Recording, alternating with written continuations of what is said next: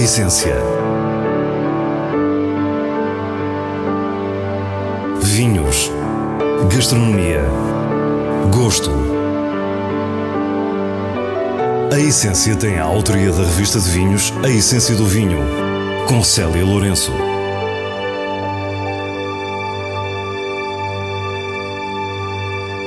Boa noite. Hoje a Essência leva-nos ao minho dos bosques e das vinhas, com uma visita à Quinta da Covela. Na viagem, paramos na Póvoa de Varzim para conhecer o chefe Hermínio Costa e a cozinha única e imperdível do restaurante Egoísta. Não terminaremos sem as sugestões da revista de vinhos e da leitura nos vinhos de bolso. Esta é a nossa proposta para o que é realmente essencial. Fomos encontrar Marcelo Lima e Anthony Smith na Quinta da Covela, em Baião, num cenário frondoso com o Rio Douro a lembrar-nos que a região não está longe. Marcelo Lima é um importante empresário brasileiro e Tony Smith é um jornalista inglês que se apaixonou por Portugal. Os dois formaram a Lima Smith e começaram a produzir vinho há cerca de 6 anos na região dos vinhos verdes. Hoje em dia são também produtores no Douro, onde compraram a Quinta da Boa Vista e a marca Quinta das Tecedeiras. Parámos num mirador com uma vista deslumbrante para um dos vales da Quinta da Covela. É aí que Tony nos conta a história da amizade entre ambos, que, como tantas outras, aconteceu por acaso. Eu conheci meu sócio Marcelo em 2000, quando fui transferido como correspondente da Associated Press para São Paulo. Marcelo, embora seja mineiro, vive e trabalha em São Paulo. E foi naquele ano que ele, durante uma viagem que fez à Ásia Central, conheceu um amigo meu por acaso no hotel, num bar do hotel do Uzbequistão. Quando ele voltou para o Brasil, me mandou um e-mail muito simpático dizendo que tinham conhecido os meus amigos, que sabia que eu tinha acabado de chegar em São Paulo, que eu era jornalista e que se eu precisava de algum apoio local, ele estaria à disposição. E a gente se conheceu assim, ele virou de facto uma das minhas fontes principais sobre a economia brasileira. O gosto por vinhos era uma afinidade evidente. Por isso, decidiram procurar terra para investir em produção própria. Visitaram vários países e regiões, mas foi a Quinta da Covela que lhes conquistou o coração, como nos diz Marcelo Lima.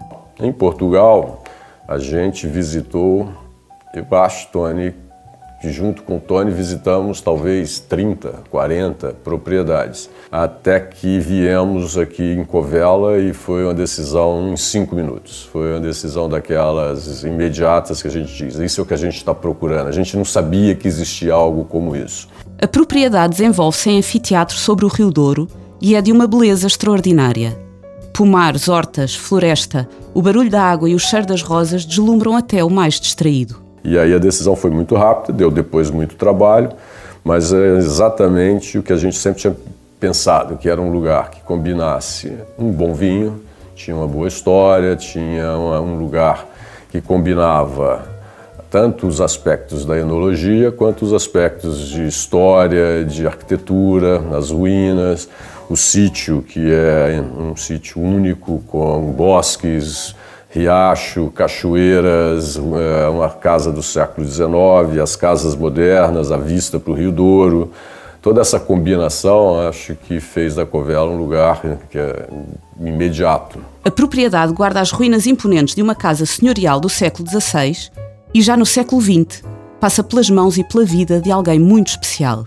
Antes do Narujo, a quinta pertencia ao cineasta Manuel de Oliveira, à família da mulher dele. Quando ele queria casar com a senhora, o pai dela conhecia ele porque ela realmente era uma figura aqui na sociedade local, mas era burguês, era da cidade, não era aqui do campo. E não tinha quinta, não tinha o que ele chamava bens ao luar. E então o Manuel de Oliveira, não faltando recursos, resolveu comprar essa parte. E voltou com a escritura na mão e disse, agora tenho bens ao luar. E a história já conhecemos. Manuel de Oliveira esteve casado com Maria Isabel Carvalhais até 2015, quando morreu com 106 anos. A atual propriedade é a junção da Covela original com a quinta comprada pelo realizador. Entretanto, é já um novo dono que planta vinha e inicia a produção de vinho. A Covela foi sempre pioneira, foi uma quinta sempre pioneira. Foi plantado aqui, as plantações foram feitas no final dos anos 80 e começou a comercializar os vinhos nos anos 90 pela mão do antigo proprietário, que era o Nuno Araújo. E ele teve realmente uma brilhante visão daquilo que poderia ser a produção vinícola aqui em Portugal. A personalidade dos vinhos foi-se impondo e no início dos anos 2000, a Quinta da Covela era tida pelos conhecedores como uma identidade, uma marca de diferença. Havia todo um exotismo e uma filosofia que não eram certamente alheios às práticas biológicas, ao sítio e à variedade de uva estrangeira e desconhecida que entrava nos vinhos. Quando nós chegamos aqui, em 2011, obviamente a situação do mercado mudou, todo mundo está redescobrindo o que é nosso, e eu digo nosso, eu não sou português, mas sou produtor português, o que é nosso aqui. O Portugal tem uma grande vantagem, um grande trunfo na manga, com todas as nossas castas. Ficámos assim a saber que para os vinhos brancos são usadas, sobretudo, avesso e arinto, duas variedades de uva, ou castas, bem portuguesas. A primeira, muito característica nos vinhos verdes. A segunda, muito conhecida pela sua acidez, originária de Bucelas e que pela capacidade de adaptação viajou por várias regiões do país. Das vinhas tintas, apenas a Touriga Nacional ficou para a produção de rosé. E agora que conhecemos as uvas, percebemos que são variedades tradicionais. Então qual é realmente a diferença dos vinhos da Quinta da Covela? O conceito de ouro verde é quase uma invenção nossa aqui da zona, que nós estamos numa situação geográfica muito particular aqui na Quinta da Covela, que nós estamos pelo rio, uns 5 quilómetros até a fronteira com o Douro, mas nós estamos dentro da região dos vinhos verdes. Isso quer dizer que, eu gosto de dizer isso em inglês, que é o the best of both worlds. Nós temos o solo granítico aqui, que é típico dos verdes. Nós aqui temos muito pouco influência do clima marítimo. Ou seja, temos muito sol, igual ao Douro, realmente muitas horas de sol e menos chuva. Nós aqui realmente produzimos vinhos que são minerais, são frescos, mas têm estrutura. E isso com a ajuda do sol do Douro. Ou seja, estamos no verde, mas estamos também no Douro. Saímos da Quinta da Covela com a alma cheia. Os detalhes, a beleza, a estética dos vinhos que parecem esculpidos em acidez e granito, tudo nos encantou. Os tintos do Douro e os vinhos de Tormes, da Fundação Essa de Queiroz, ali mesmo ao lado, cuja produção está também a cargo da Lima Smith, ficarão para outras viagens. Por agora, fica a sugestão para descobrir os singulares brancos da Covela. A Póvoa de Varzim, a pouco mais de 30 km a norte do Porto, é terra de pescadores, mas está igualmente associada a todo o imaginário que envolve a época de ouro das estâncias balneares. Praia a perder de vista, o mar Atlântico forte e aromático e uma salinidade que está sempre no ar. Hermínio Costa é o chefe do restaurante egoísta do Casino da Póvoa. Lá, pratica uma cozinha que não perde de vista as bases clássicas, sólidas e essenciais para criar um estilo. A essa base acrescenta o valor da sua sensibilidade e do seu rigor. Nasceu em Angola e vem para Portugal com 15 anos. Estávamos na década de 1970 e antes de escolher cozinha, Hermínio Costa pensou noutra carreira. Eventualmente eu gostava de ter sido ator, digo eu. Digo isso com verdade, porque gostava, mas achava também que não era... que não havia condições reunidas para eu me deslocar para uma grande cidade. Eu vivia em Trás-os-Montes e houve um dia que eu abri o jornal e havia um anúncio para uma escola, que estavam abertas as inscrições, para uma escola de hotelaria, Escola de Hotelaria e Turismo do Porto, com um núcleo escolar a funcionar no hotel no Palace de Vidago. Eu só de ouvir falar no Palace de Vidago fiquei fascinado e havia no anúncio, lembro perfeitamente, uma imagem de um chefe, um desenho de um chefe com um barrete, e aquela ideia fascinou-me, a hipótese de um dia pôr uma farda, ser profissional, fascinou-me. O Egoísta foi criado em 2009 e é um restaurante de gastronomia prodigiosa. Inserido no edifício dos anos 30 do Casino da Póvoa, o espaço do restaurante foi pensado ao detalhe, com arquitetura sofisticada, obras de arte de autores como Júlio Rezende, Boniquias Spakinakis e um bom gosto que acompanha todos os pormenores, do ambiente ao serviço, da cozinha à carta de vinhos. Hoje as pessoas estão à mesa porque têm o prazer de estar à mesa, porque estão com amigos, porque estão até sozinhos, mas porque estão a usufruir de arte, no fundo de arte. Portanto, estão a viver ali um momento de uma arte efêmera, é verdade, mas é uma relação completamente diferente. Hoje em dia vive-se a comida de uma outra forma. No conforto da sala de tons quentes, com toalhas de linho nas mesas e toda a carga inspiradora que a arte transmite, quisemos saber o que é a cozinha do chefe Hermínio Costa. Eu acho que, sendo português, tenho sempre uma ligação aos produtos, àquilo que se come no nosso país, ao bom peixe, ao bom marisco, os legumes. Eu acho isso fundamental.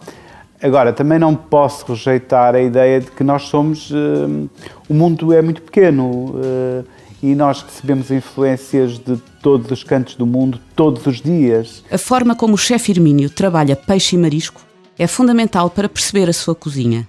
Na carta de primavera-verão, que termina durante este mês de outubro, a nage de lavagante com funcho e legumes tem uma profundidade e pureza que dificilmente esquecemos. Eu diria que a minha cozinha é uma mescla de várias influências, mas obviamente, sendo português, ela está muito presente. Não posso esquecer de forma nenhuma uma influência da cozinha francesa. Essa até por uma questão de formação, mas formação porque eu porque quis conhecer melhor. E também no início da minha carreira eu trabalhei com franceses e isso marca-me depois o resto da minha carreira. E alguns estágios que fiz em França, algumas formações que fiz em França. Sou um adepto da cozinha francesa, sem dúvida, e de algumas técnicas da cozinha francesa, sem dúvida. Hermínio Costa foi distinguido com o prémio Arte da Cozinha 2017 pela Academia Portuguesa de Gastronomia, juntando-se a nomes como José Avilés. Mas um restaurante não é só a cozinha que se pratica, e o chefe Hermínio termina com detalhes de subtileza. Começando pelo produto apresentado, pela frescura dos produtos, mas eu acho que é o detalhe, o detalhe de pequenas coisas, mas que se eu estou sentado, se eu estou a jantar e se me apercebo, vou ficar satisfeito, houve o cuidado ali. É o retirar de um guardanapo, é o substituir um guardanapo se a pessoa se levanta para ir fumar um cigarro, mas volta e vai ter outro guardanapo. São esses pequenos detalhes que fazem a diferença e que se fazem, diria, enfim, com alguma presunção, talvez, mas que fazem de facto a diferença, a classe do restaurante. Passamos agora para as recomendações semanais do diretor da revista de vinhos, Nuno Pires, a partir dos selos altamente recomendado e boa compra da revista. A família Soares Franco está de parabéns. A José Maria da Fonseca celebra 184 anos, ao mesmo tempo que comemora os 100 anos do nascimento de Fernando Soares Franco. São lançadas 184 garrafas de Moscatel Roxo Superior de 1918, das quais 100 serão leiloadas a 25 de outubro no Palácio do Correio Velho, em Lisboa. Este Moscatel Roxo, com 100 anos, é um vinho emocionante, uma peça de orivesaria que tem uma inacreditável frescura, uma doçura sedosa e um desfecho esmagador. Na sua raridade, é indiscutivelmente um vinho altamente recomendado. E neste início de outono, com temperaturas que nos lembram ainda ao verão, propomos um rosé da região de Lisboa, Libra 2017, produzido em modo biológico pela Quinta de Monte Douro, em Alenquer. Trata-se de um vinho seco que alia a firmeza e a alegria frutada à frescura que se espera de um rosé. Para a revista de vinhos, é uma boa compra. Para o prazer da leitura, os vinhos de bolso desta semana traduzem uma sugestão do chefe Hermínio Costa. Trata-se da autobiografia de Marco Pierre White, com o sugestivo título O Diabo na Cozinha. Eu gostei imenso do livro e continuo a lê-lo. De vez em quando pego para ler mais qualquer coisa, mais um bocadinho. Tem uma força incrível de trabalho. Aprende-se alguma coisa com o livro em termos de cozinha, porque se lêem coisas extraordinárias. Marco Pierre White foi o mais jovem chefe de cozinha britânico a receber 3 estrelas do Guia Michelin, e as histórias de loucura e de mau gênio estão coladas à sua figura. Quisemos saber o que Hermínio Costa pensa disto. Parece clichê, parece qualquer coisa, enfim, pré-concebido, que é os chefes todos têm mau feitio. Nós vivemos num stress constante, numa ansiedade constante de querermos fazer melhor, e o retorno do nosso trabalho é um retorno tão imediato que nós sofremos muito com isso. Quando estamos na cozinha, estamos a acabar um prato, sabemos que dali a 3 minutos, 4 minutos, podemos ter uma opinião, e podemos ter uma opinião que não nos agrade. Portanto, aquele momento é um momento de muita tensão.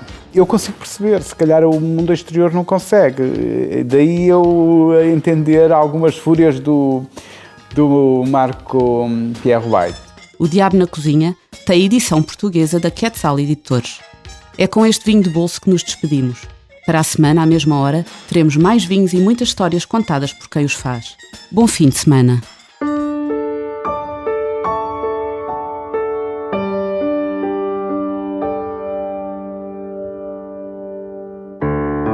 A essência. Vinhos. Gastronomia. Gosto. A Essência tem a autoria da revista de vinhos A Essência do Vinho, com Célia Lourenço.